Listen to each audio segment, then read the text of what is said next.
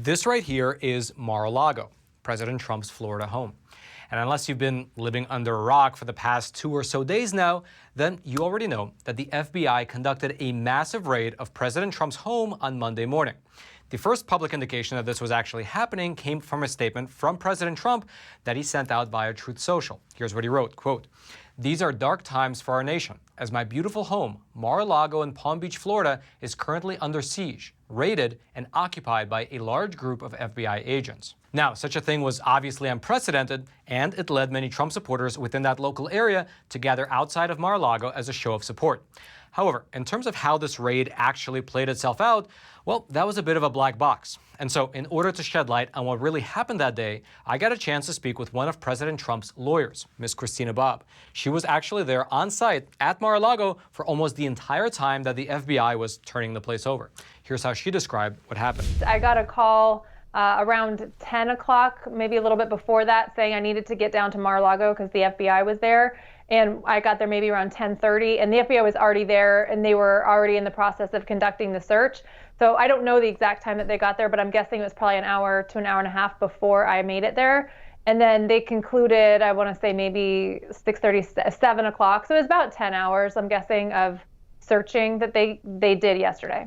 And so how many agents actually came on this raid? Approximately how many? I don't know the exact number, but I would guess, I've guessed about 24 maybe. I think I've heard someone say that there were 30, and that was probably about right.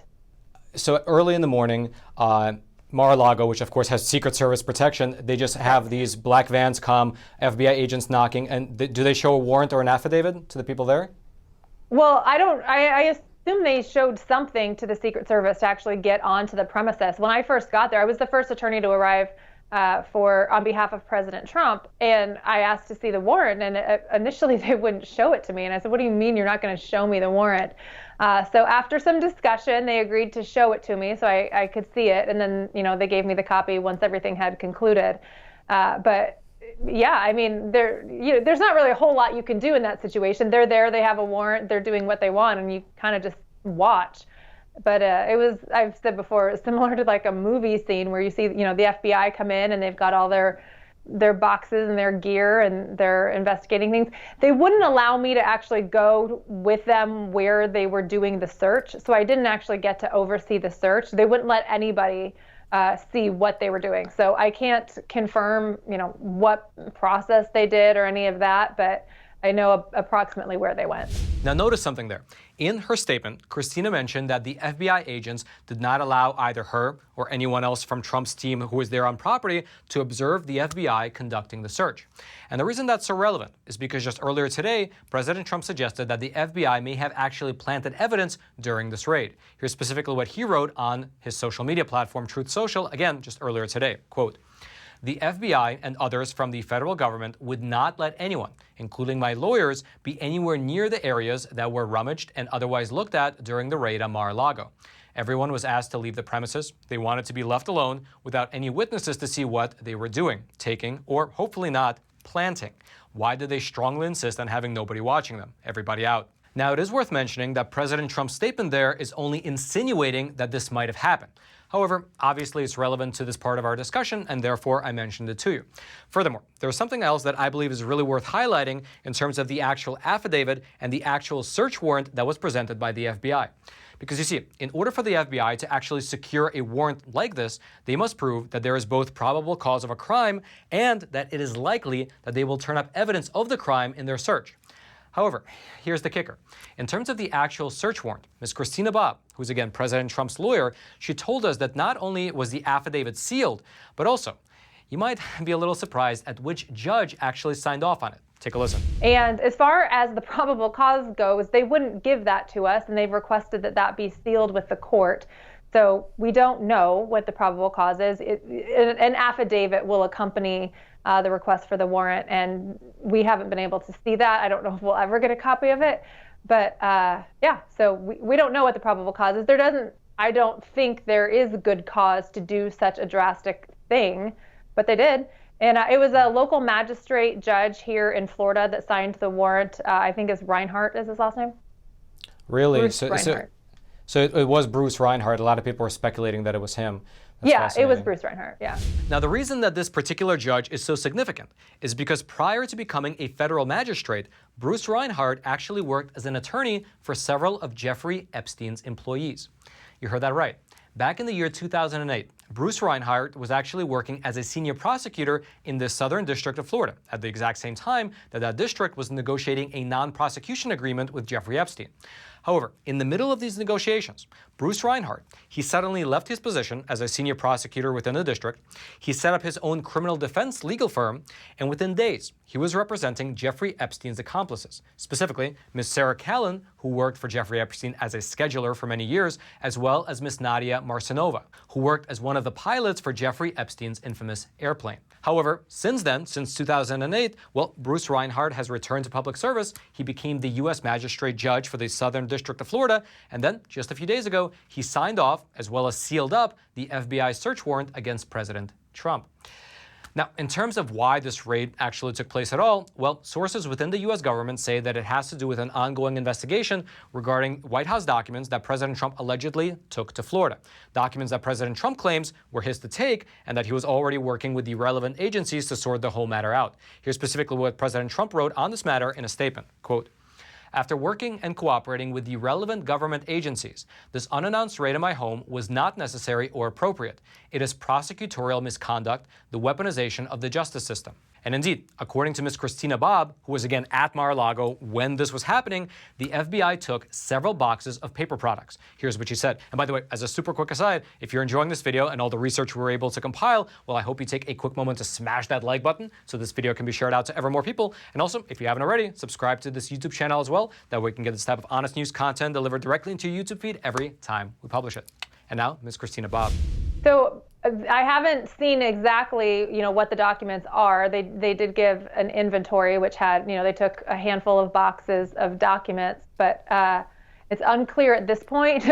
I don't think that there was anything incriminating. Like, I don't think there was anything of substance. So I'm sure that they will say otherwise, but we'll have to wait and see what they come up with. But it was all paper. I hear the conspiracy theories and the rumors that there were other artifacts or something taken. It was all paper. However, stepping back for a moment, there is a deeper question to ask, which is why really did this raid take place? And many people are speculating that this FBI raid might actually be used to prevent President Trump from running for office again. All right, let's take a quick second here to tell you about the awesome sponsor of today's episode, the one and only My Patriot Supply.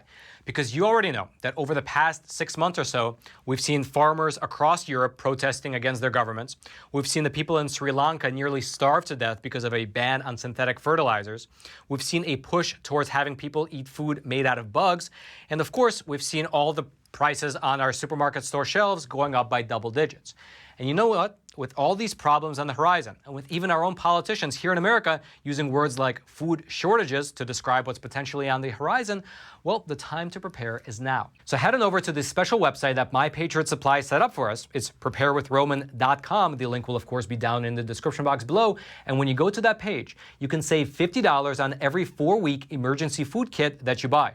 These food kits are awesome, and they contain an assortment of breakfasts, lunches, dinners, drinks, as well as snacks that'll give one person over 2,000 calories per day when they need it the most.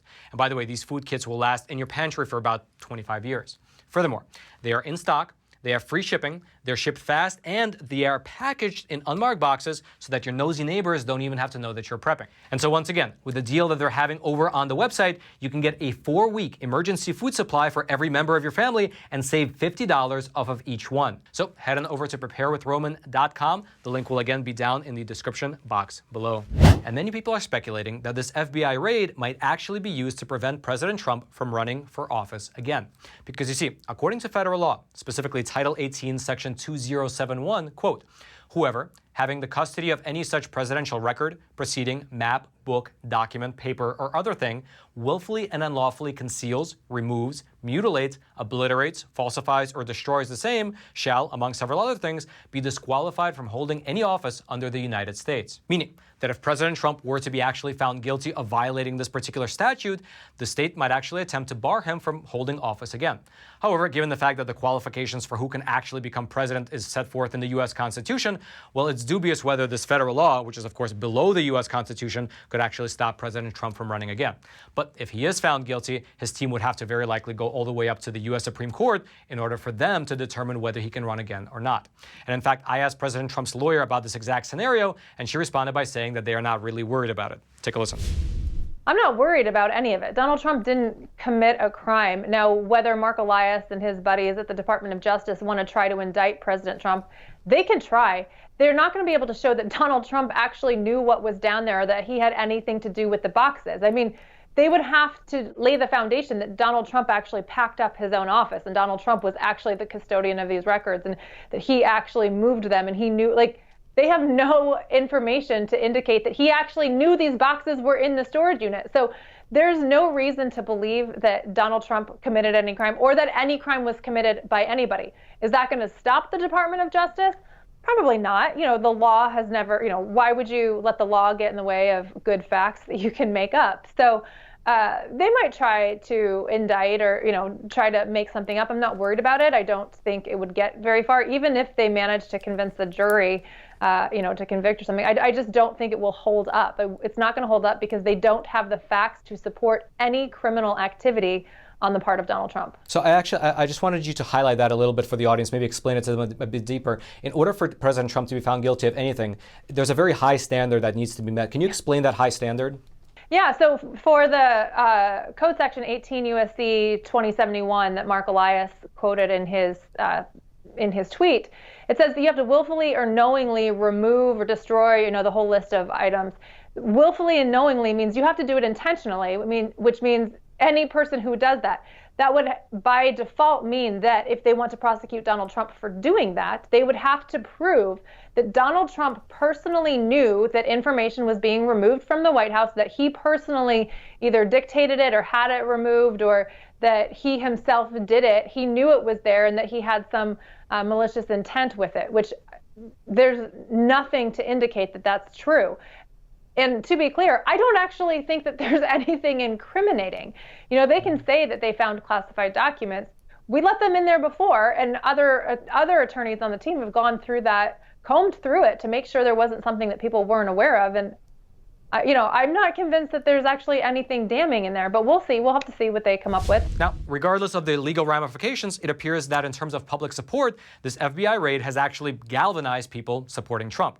That's because in a statement that was written by Eric Trump just a few hours ago, quote, DonaldJTrump.com is shattering all fundraising records and I'm told has raised more money in the past 24 hours than ever before in recent history. The American people are pissed. Now, Eric Trump did not offer any actual numbers or any actual evidence to support his claim of such a huge windfall of money, but a wave of financial support would seem to be in line with the wave of public support that President Trump has received since Monday. That's because not only are prominent Republicans like Governor Ron DeSantis, Mike Pompeo, and pretty much everybody else in the caucus coming out and supporting Trump, but also the electorate seems to be doing the same as well. That's because the day after the raid, on Tuesday, candidates that were endorsed by President Trump swept through both federal as well as state elections. Now, obviously, this is a developing story with many twists and turns, and I will keep you updated on all the events as they transpire. Otherwise, if you would like to watch the entirety of my interview with President Trump's lawyer, I'll throw the link. It'll be right there at the very top of the description box. If you click on it, you can check out the full interview in its glorious entirety. Again, right there at the top of the description box. And then until next time, I'm your host, Roman from the Epoch Times. Stay informed, and most importantly, stay free.